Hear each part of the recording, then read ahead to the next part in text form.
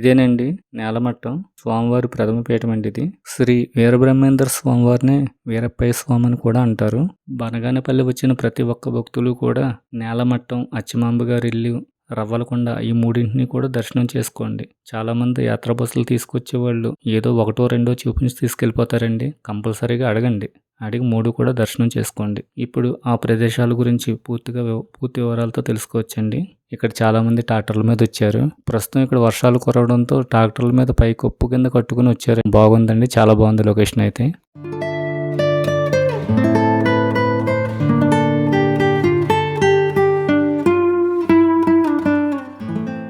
వీరబ్రహ్మం గారు సేద తీరిన ప్రదేశమే ఈ నేలమట్టం అండి. ఇక్కడ శిష్యులతో ఉండేవారండి. ఇప్పుడు మనం దర్శనానికి వెళ్ళొచ్చండి.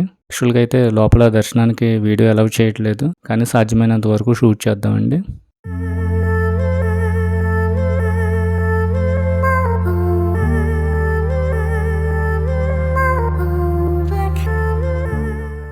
శ్రీ స్వామివారి అంతరాలయ ముఖద్వారము షట్చక్ర భంగిమలతో, షట్చక్ర అధిష్టాన దేవతలతో ఉంటుందండి. అది దర్శించిన వారికి మహాభాగ్యం.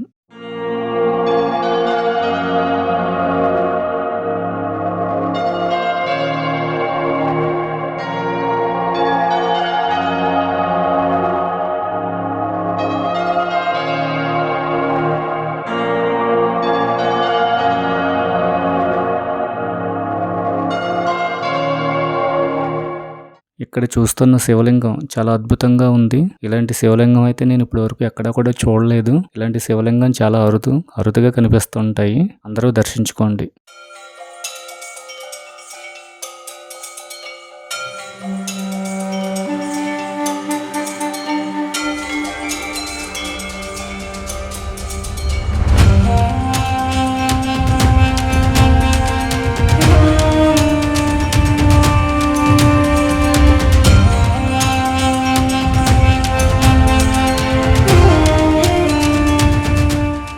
బ్రహ్మంగారు తెలుగు రాష్ట్రాల్లో చాలా ఫేమస్.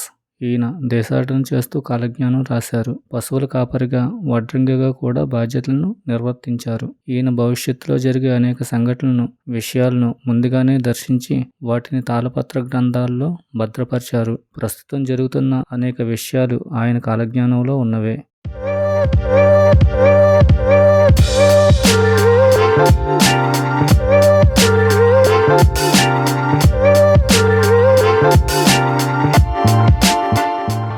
శ్రీ వీరబ్రహ్మం గారి ప్రథమ శిష్యుడైనటువంటి అన్నాజయ్య గారి జీవసమాధి అండి. ఇప్పుడు ఈ జీవసమాధి లోపలికి వెళ్ళి ఎలా ఉందో చూద్దాం రండి.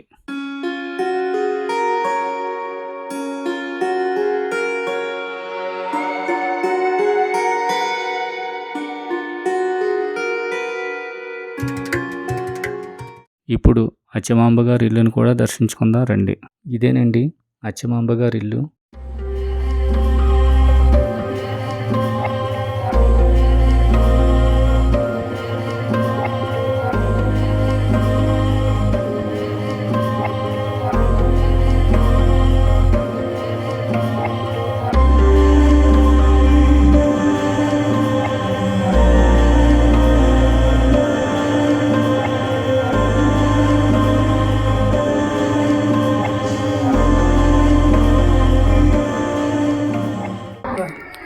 చిన్నప్పుడు బాలబ్రహ్మ వీరప్పయ్య స్వామి అంటారు.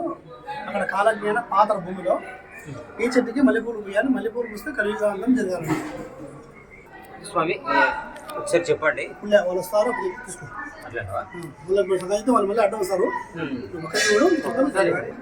ఇక్కడేనండి ఈ చింత చెట్టు కిందే స్వామివారి కాలజ్ఞానం రాసిన పత్రాలు అన్నవి పాతిపెట్టారు. ఆ గ్రామానికి ఏదైనా ప్రమాదం, ఆపద వస్తే సూచనగా ఆ చెట్టు యొక్క పుష్పాలు రాలుతాయని అక్కడి ప్రజల ప్రగాఢ విశ్వాసం.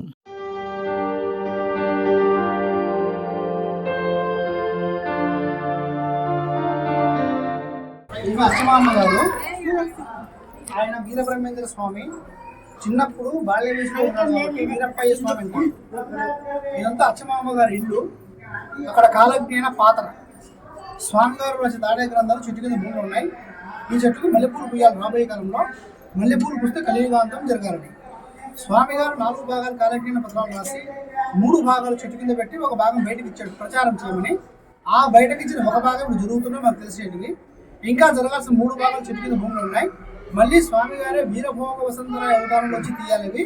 అప్పుడు మిగతా భాగం జరుగుతాయి. ఈ ఇంట్లో స్వామి గారు చిన్నప్పుడు 16 సంవత్సరాలు తిరిగాడు ఇక్కడ.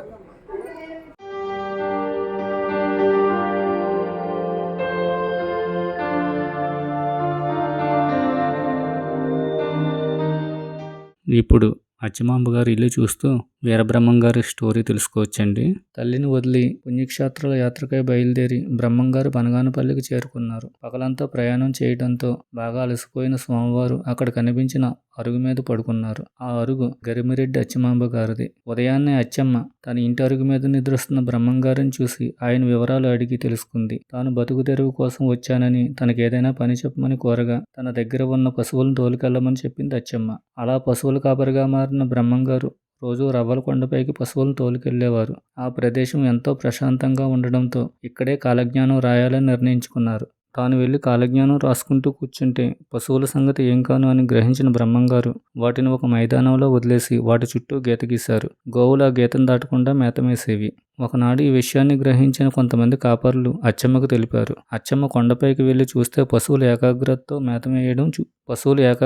మేత వేయడం గ్రహించింది. గుహలోకి వెళ్లి చూస్తే బ్రహ్మంగారు ధ్యానముద్రలో ఉంటూ ఆకుల మీద కాలజ్ఞానం రాస్తూ కనిపించారు. అది చూసిన ఆవిడ ఆయన్ని ఒక జ్ఞానిగా భావించింది. తాను ఇన్నాళ్ళు సేవలు చేయించుకుంది ఒక జ్ఞానితోనా అని బాధపడిన అచ్చమ్మ స్వామిని క్షమించమని వేడుకుంది. తనకు జ్ఞానబోధ చేయమని కోరింది.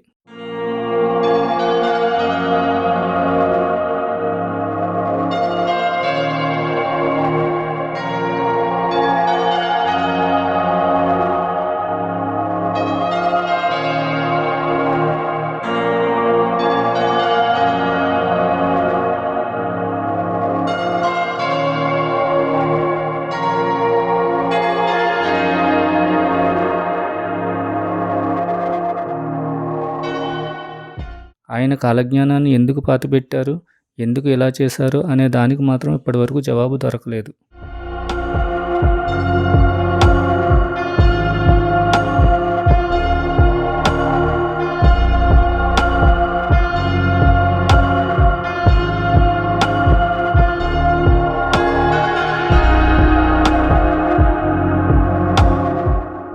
పూర్వం జరిగిన సంఘటనలను చిత్రపటాల రూపంలో ఇక్కడ చిత్రీకరించారు. వాటన్నింటినీ ఇప్పుడు మనం చూస్తున్నామండి.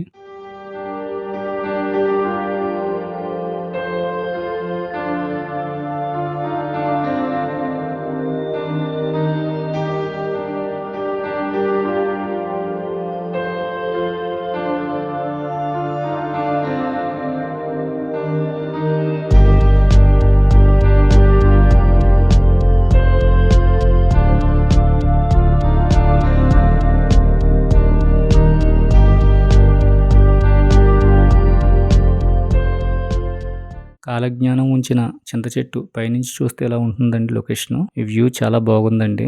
ఇక్కడ నుంచి చూస్తే మొత్తం సిటీ అంతా కూడా మ్యాక్సిమం కనిపిస్తుంది.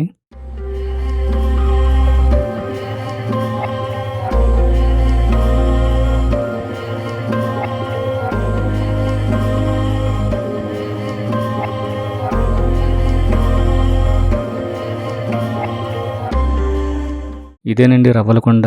ఈ రవ్వలకొండ లొకేషన్ అయితే చాలా బాగుందండి. కొండల మీద చూడడానికి చాలా బ్యూటిఫుల్గా ఉంది. చక్కగా ప్రశాంతమైన వాతావరణం, అలాగే పచ్చని చెట్లు, చాలా బాగుందండి. బనగానపల్లి వచ్చిన ప్రతి ఒక్కరు కూడా తప్పనిసరిగా రవ్వలకొండను దర్శించుకోండి.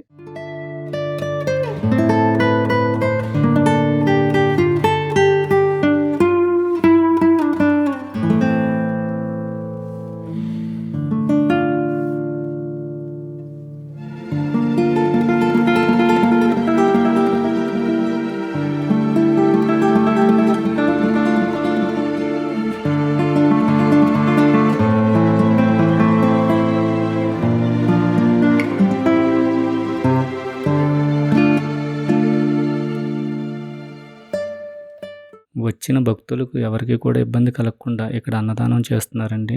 ప్రతి చోట కూడా అన్నదానం అన్నది కంపల్సరీ ఉందండి. భోజనాలు అయితే చాలా బాగున్నాయి.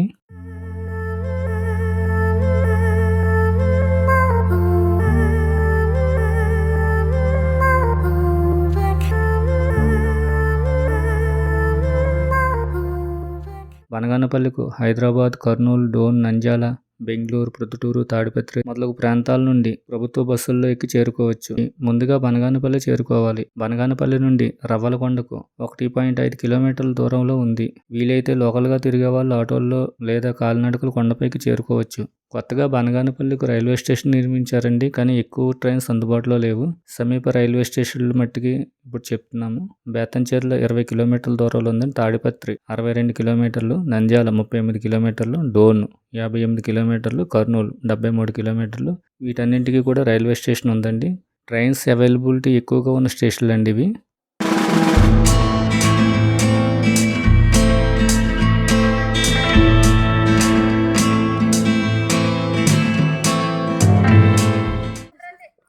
సమర్పించారు.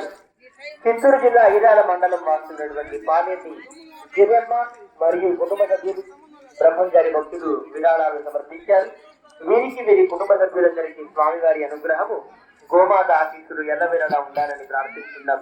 ఓం నమ శివాయ, శివాయ నమః. జై వీర బ్రహ్మ జై, గోవింద మాంబ జై.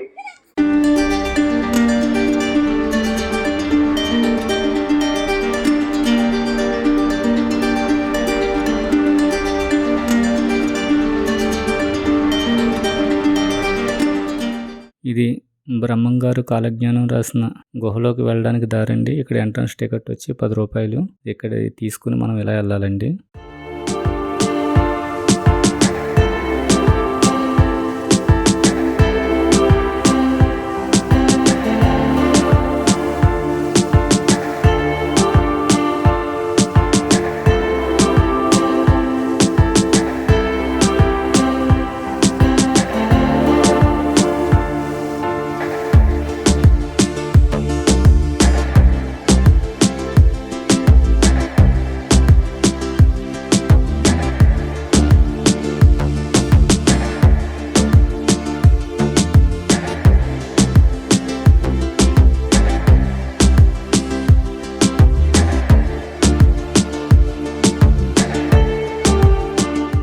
ఇదేనండి, భక్తులందరూ కూడా ఈ గుహలోకి దిగుతున్నారు. ఈ మెట్లు అయితే చాలా ఇరుగ్గా ఉన్నాయి. ఇదిగోండి పైనుంచి వ్యూ ఇలా ఉంటుంది.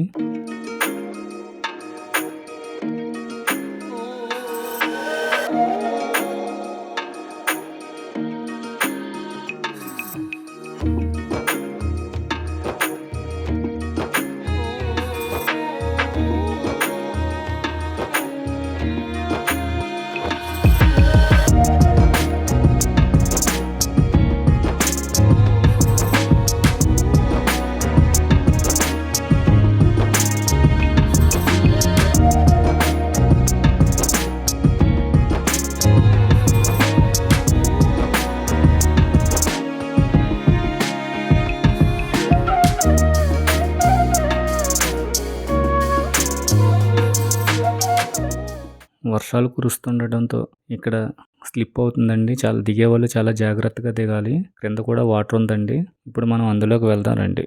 ఇదేనండి బ్రహ్మంగారు కాలజ్ఞానం రాసిన ప్రదేశం, గుహ.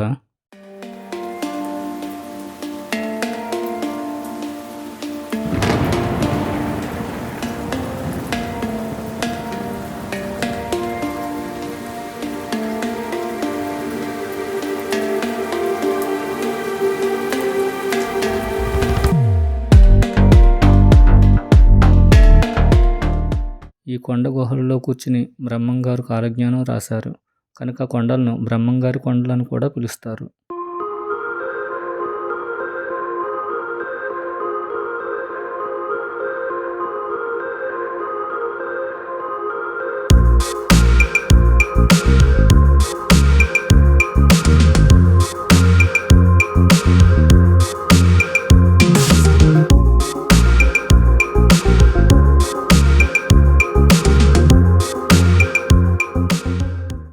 ఇక్కడ బ్రహ్మంగారిని దర్శించుకోండి. ఈ గుంట స్వామివారు స్నానం చేయడానికి వాడినది. ఈ గుహల్లోంచి శ్రీశైలం, మహానంది, యాగంటి వెళ్ళడానికి దారులు ఉన్నాయి. ఈ దారి వెంబడి వారు ఆ ప్రాంతానికి వెళ్ళేవారు.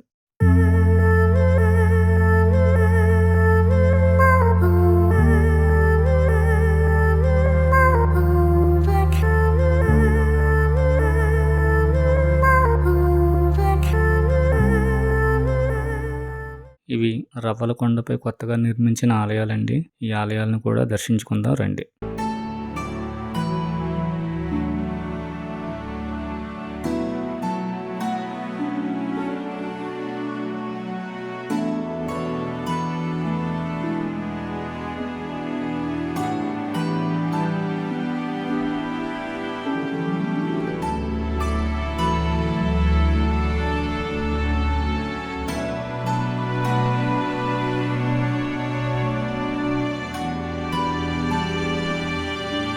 ఇది నవగ్రహాల ఆలయం. దీన్ని కూడా దర్శించుకోండి.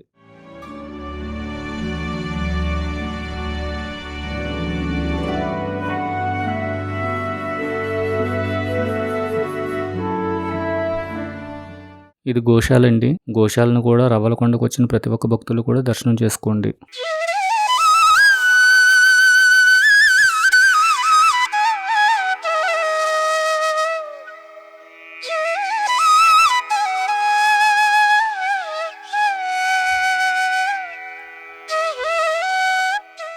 ఇది వీరబ్రహ్మేంద్ర స్వామి గారి విగ్రహం అండి.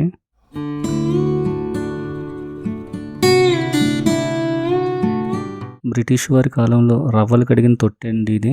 ఆ టైంలో ఇక్కడ చాలా విలువైన రాళ్ళు గట్రా దొరికాయండి. వాటిని ఇక్కడికి అడిగి ప్రాసెస్ చేసి వాళ్ళు పట్టుకెళ్ళేవారండి. ఇప్పటికీ కూడా కొన్ని చోట్ల విలువైన రాళ్ళు దొరుకుతాయని ఇక్కడ ప్రజలు చెప్తున్నారండి.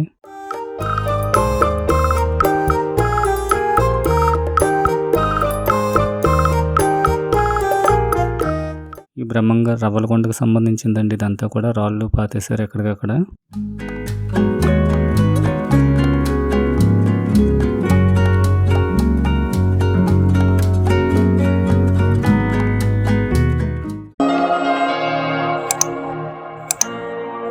ఈ ఛానల్ నచ్చినట్లయితే సబ్స్క్రైబ్ చేసుకోండి, లైక్ చేయండి, షేర్ చేయండి, కామెంట్ చేయండి.